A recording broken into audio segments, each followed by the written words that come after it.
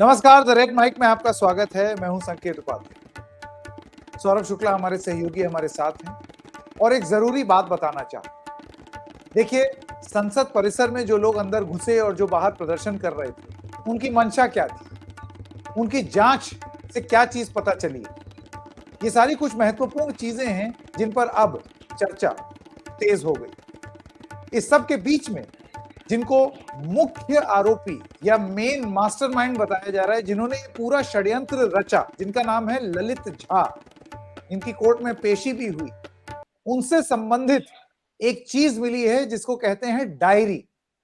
उस डायरी में क्या क्या है, अब सौरभ शुक्ला आपको बताएंगे। सौरभ, हमारे दर्शकों को बताएं कि उस डायरी में क्या है, उस डायरी में क्या जानकारी मिली है। उस डायरी के कुछ अंश भी हम स्क्रीन पर दिखाएंगे। जी बताएं। आ, बिल्कुल संकेत, देखिए। आ, अब तो जो पब्लिक स्पेस में चीजें हैं और जो सूत्र हमारे हैं दिल्ली पुलिस में और उत्तर प्रदेश पुलिस में, क्योंकि जो सागर शर्मा है वो उत्तर प्रदेश का रहने वाला है, जो ई रिक्शा चालक है, उसके परिवार के बयान भी आ गए हैं। उनके पिता ही कारपेंटर है और ये ई रिक्शा चलाता था। सोचिए, एक ई रिक्शा चलाने वाला रेगुलर अपनी डायरी मेंटेन करता था। 2015 से वो लिख रहा था, 2021 में लिखा, वो लगातार अपनी डायरी लिख रहा था। उसकी डायरी की कुछ पन्ने हैं जो हम अपने दर्शकों को अभी स्क्रीन पर दिखा भी सकते हैं। और उन पन्नों में जो है, मैं पढ़ के बताता हूँ कि उसने क्या लिखा हुआ, समझ में आएगा कि इनकी मंशा क्या थी। देखिए, जिस जिस मास्टरमाइंड का आपने नाम लिया उसका नाम है ललित झा। बिहार का रहने वाला है। काफी वक्त से कलकत्ता में रह रहा था, वहां पर पढ़ा लिखा आदमी और वहां पर कई बच्चों को ये पढ़ाता था। ये जो सब लोग मिले, वो मिले एक भगत सिंह फैन पेज जो कि फेसबुक पर था, उस पर ये सब लोग मिले। और देखिए संकेत, उस दिन भी और हम आप बात कर रहे थे, ये जो पूरा जो प्रदर्शन हुआ संसद में, अब लगभग ऐसा ही प्रदर्शन लगभग 93 साल पहले 1929 में भगत सिंह ने किया था लाहौर की कॉन्स्टिट्यूएंट असेंबली ने। भगत सिंह ने भी अपनी डायरी मेंटेन की थी। उस डायरी में उन्होंने लिखा था कि मेरी मां मेरी शादी कराना चाहती है, पर मेरी दुल्हन तो आजादी है। और वैसे ही कुछ बातें सागर शर्मा ने अपनी डायरी में लिखी हैं, जो कि उनके घर से उत्तर प्रदेश पुलिस ने बरामद की है। अब वो जो जॉइंट टीमें हैं, आईबी की, यूपी पुलिस की, दिल्ली स्पेशल सेल और बाकी जांच एजेंसियां हैं, वो इस पूरी डायरी के बारे में जांच कर रहे हैं। अब उस डायरी में लिखा है, मैं बता बता देता हूं पढ़ करके। उसमें उन्होंने लिखा है कि अब घर से विदा लेना अब घर से विदा लेने का समय पास है। कुछ भी कर गुजरने की आग दहक रही है। लिखा है कि काश मैं जो करना चाहता हूं वो अपने माता पिता को बता पाता। ये स्थिति माता पिता को समझा सकता, मगर ऐसा नहीं है कि मेरे संघर्ष की राह चुनना आसान है। 5 सालों से उम्मीद लगाए प्रतीक्षा की है कि एक दिन आएगा जब मैं अपने कर्तव्य की ओर बढ़ूंगा। दुनिया में ताकतवर व्यक्ति वो नहीं जो छीनना जानते हैं। ताकतवर व्यक्ति वो है जो हर सुख त्यागने की क्षमता रखता हो।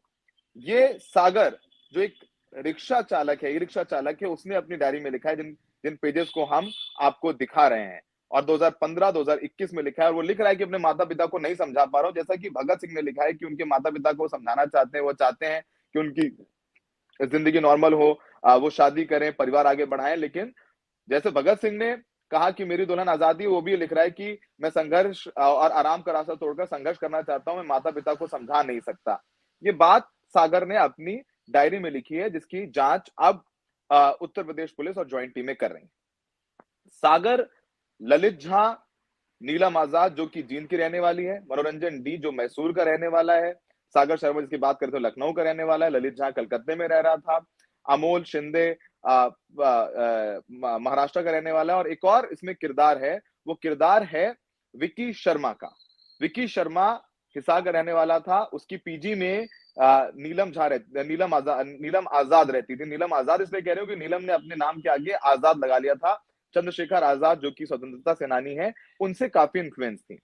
जो इनकी आप देखेंगे, इन सबके सोशल मीडिया पेजेस में जाएंगे संकेत, तो इन सबके सोशल मीडिया पेजेस में आपको भगत सिंह की तमाम फोटोज, तमाम उनकी किताबों के बारे में जानकारी, उनकी तस्वीरें आपको नजर आएंगी।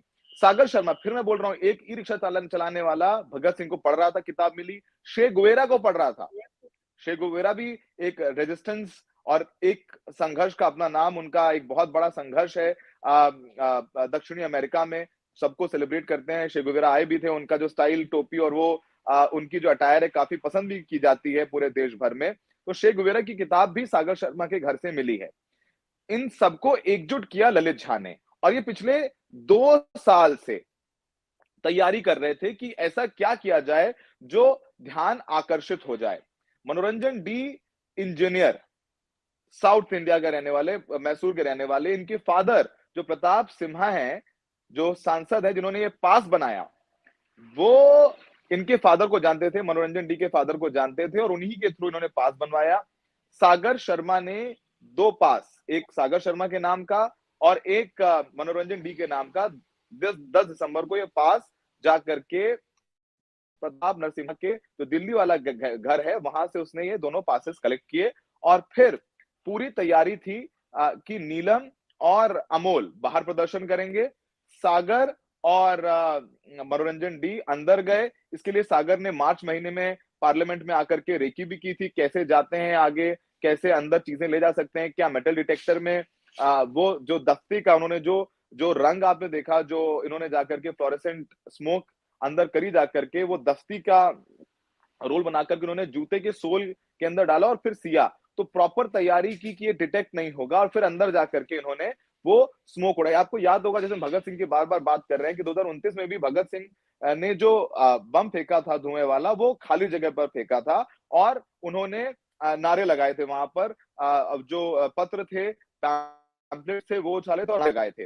वैसे ही इनकी भी तैयारी थी, ये भी बताना चाहते थे कि हम नुकसान पहुंचा सकते थे, पर हमने नुकसान नहीं पहुंचाया। हम बेरोजगारी को लेकर के, हम मणिपुर में जो हिंसा हुई उसको लेकर के, किसान आंदोलन को लेकर के हम व्यथित हैं, हमें नौकरी नहीं मिल रही है और हम इन सारी चीजों पर सरकार का और देश का ध्यान आकर्षित करना चाहते हैं। ये पूरा प्लान बनाया। इसके पूरे रचयिता हैं ललित झा, जिन्होंने कल दिल्ली पुलिस को जाकर के सरेंडर कर दिया है और वो उनको कोर्ट में पेश किया और इस वक्त वो पुलिस की हिरासत में और उनसे पूछताछ की जा रही है। विकी शर्मा अब तक गिरफ्तार नहीं हुए हैं। गुड़गांव में जाकर के विकी शर्मा के घर पे रुके थे, सेक्टर 12 में। विक्रम की पत्नी को पुलिस ने हिरासत में लिया, पुलिस उनसे पूछताछ कर रही है। विक्रम के घर पर ही ये पूरा षड्यंत्र रचा गया था।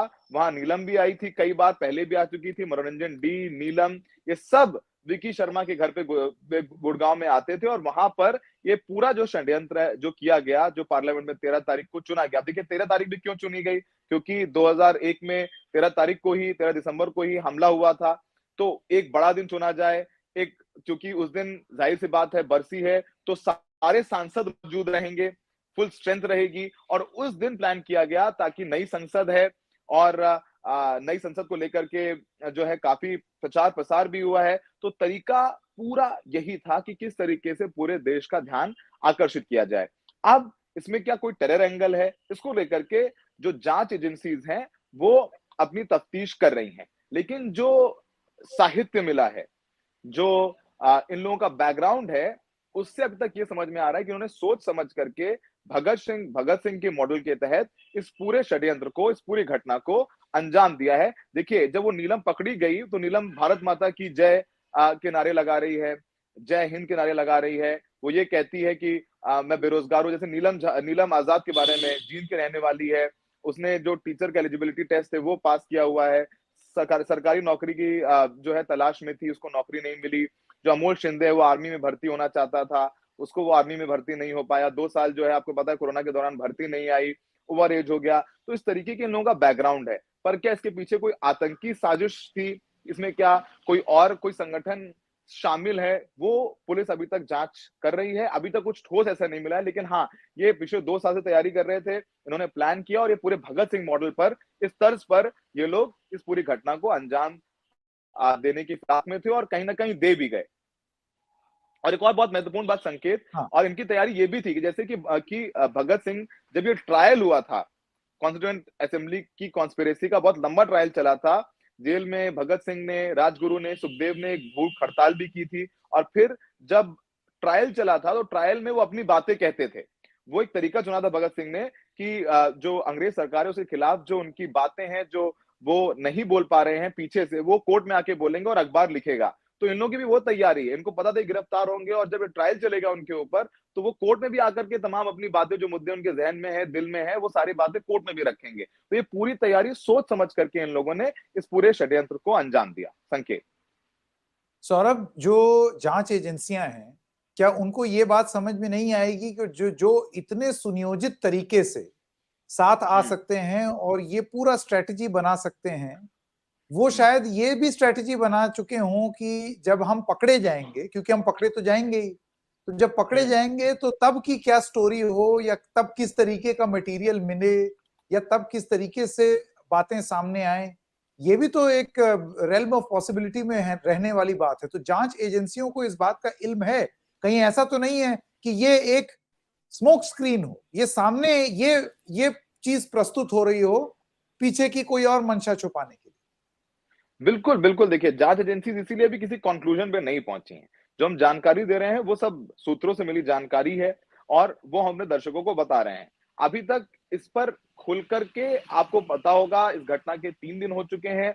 गृह मंत्री ने ये औपचारिक तौर पर किसी ने बयान नहीं दिया है करके, ब्रीफ नहीं किया है आकर के कि इतनी बड़ी सुरक्षा चूक हुई और अभी तक जाँच में किस तरीके से चीज़ें निकल कर के सामने आई हैं। तो जाँच में अभी तक निकल कर के आई, यही सारी चीज़ें सब निकल कर के सामने आ रही है और अभी तक पुलिस इसी कन्क्लूज़न पर पहुँचने की कोशिश कर रही है कि क्या इनकी मंशा थी। ज़ाहिर-सी बात, इस तरीके से भगत सिंह की किताबें या डायरी या दूसरी चीज़ें निकल कर के सामने आई हैं, वो साफ इस बात की ओर इंडिकेट करता है कि उन्होंने ये प्लान किया था। शायद ये सब अपने घर पे रखा हो, उनको पता होगा कि उन्होंने भागने की तो कोशिश की ही नहीं ना, वो जानते थे कि पकड़े जाएँगे।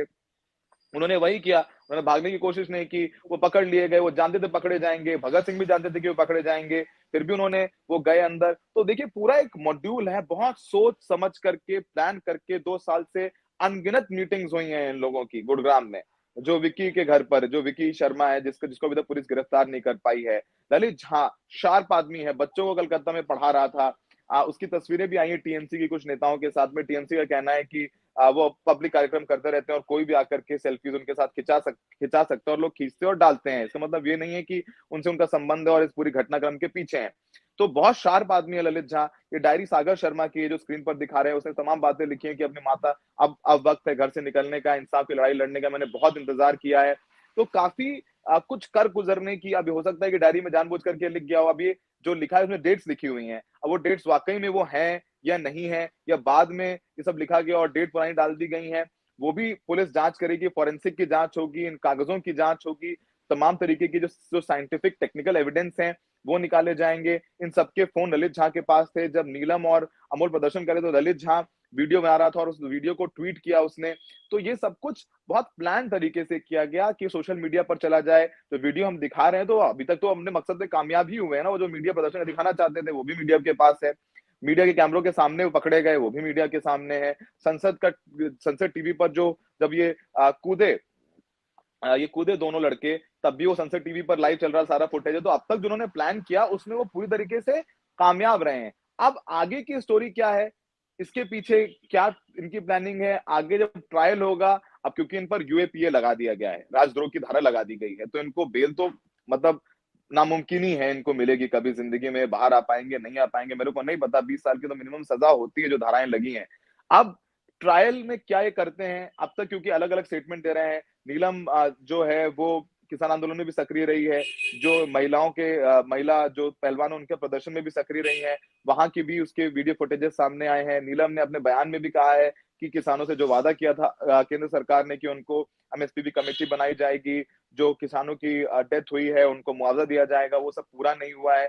वही जो सारे ज्वलनशील मुद्दे हैं इस देश के, उन्होंने वही बातें उठाई थी और ये इनमें से एक ई-रिक्शा चालक ने बताया सागर, नीलम एमफिल कर रही थी, नौकरी नहीं मिली, वो परेशान थी, उसकी माँ ने भी इस बात की तस्दीक की है।